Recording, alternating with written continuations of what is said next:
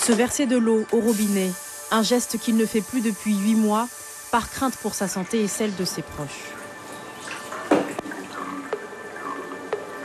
Il y a un an, cet habitant du quartier de Lens-Chaton à Cayenne observe une série de troubles physiques et psychiques sur les membres de sa famille. Il décide alors d'en parler à leur médecin qui prescrit des analyses sanguines pour vérifier leur taux de mercure dans le sang.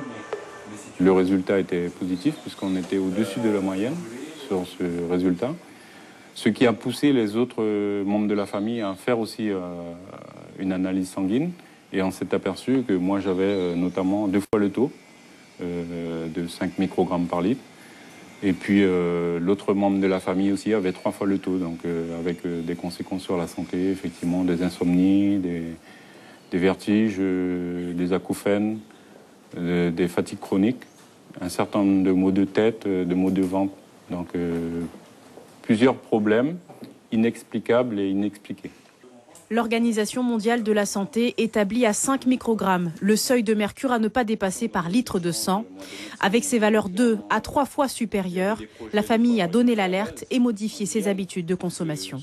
On a acheté une carafe pour filtrer l'eau, pour les besoins quotidiens, c'est-à-dire le café, la cuisine. Et tout ce qui était boisson, on a acheté des bouteilles minérales d'eau.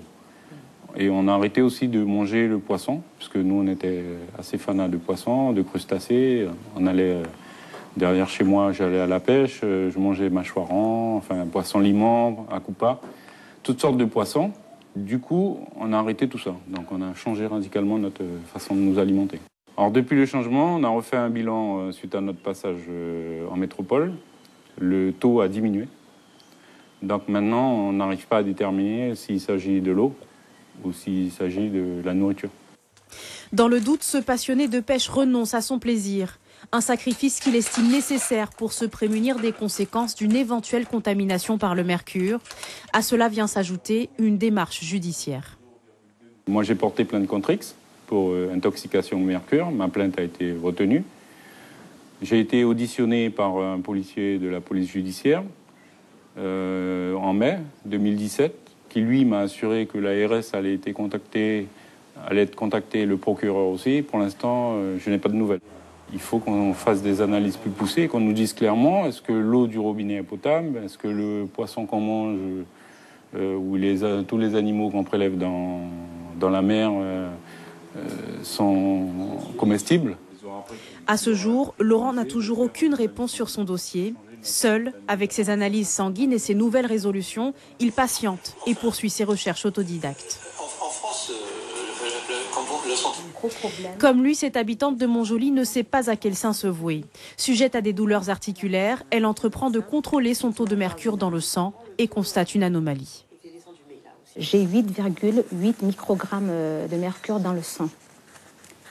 Donc, en regardant le résultat, l'analyse, j'ai vu des références que je ne comprenais pas, notamment l'indice biologique d'exposition qui est de 10.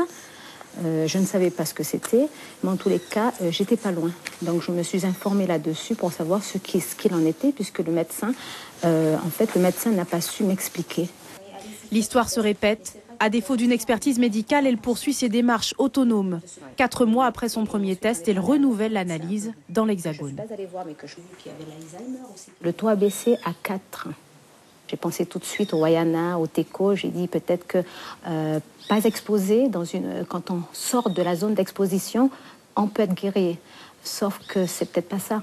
Je pense qu'il faut savoir à quel point la contamination reste dans le corps. Comment savoir ? En Guyane, un homme fait référence en la matière, le docteur Rémi Pignou.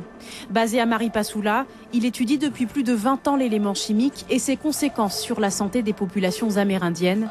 Pour lui, les analyses sanguines ne sont pas pertinentes. Il faut en faire une preuve scientifique. On n'a pas le droit d'avoir des préjugés. Pour faire une preuve scientifique, il faut faire les dosages adaptés, les dosages idoines. Et puis surtout, il ne faut pas omettre les autres toxiques. Avoir fait, dans le cas présent que vous m'avez présenté, uniquement le mercure, c'est ignorer les dégâts que peuvent causer le plomb. Et on sait que le plomb est également présent en Guyane. L'aluminium et d'autres toxiques. Il peut y avoir également des médicaments. Et il peut y avoir plein d'autres choses qui peuvent donner les troubles que vous m'avez décrits, qui ne sont pas forcément liés au mercure. et puis faire les dosages adaptés, et non, notamment au niveau des cheveux, pas du sang. Comme je vous l'ai expliqué, le sang traduit un passage, au niveau du cheveu, ça traduit un stockage. Jusqu'ici, les recherches se focalisaient sur les populations du Haut-Maroni et de l'Oyapock, plus exposées à des taux de mercure importants liés à l'activité aurifère illégale. Sur le littoral, peu de données ont été recensées. La dernière étude en date révèle de faibles taux d'imprégnation au mercure sur les espèces telles que l'acoupa, le mâchoiran ou la loubine. Cayenne y est décrit comme l'estuaire le moins contaminé du territoire. Sur le littoral, la très grande majorité des habitants ont une imprégnation qui ne présente pas de risque pour leur santé. Et après, effectivement, un très fort consommateur de poissons pourra dépasser ce seuil de risque, comme ce serait partout le cas ailleurs. Pourtant, le mercure reste un poison à la portée de toutes les assiettes, dès lors qu'il est consommé à une fréquence supérieure aux recommandations sanitaires.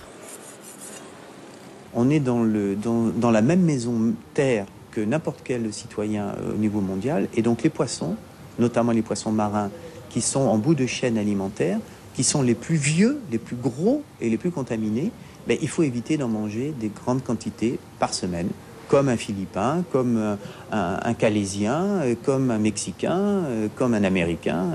Si vous mangez 200 grammes de thon, le lendemain 200 grammes de thasard, le surlendemain 200 grammes d'espadon, le surlendemain 200 grammes de requin, vous avez un fort risque d'imprégnation mercurielle chronique avec les risques que je vous ai décrits au niveau clinique, notamment au niveau cérébral.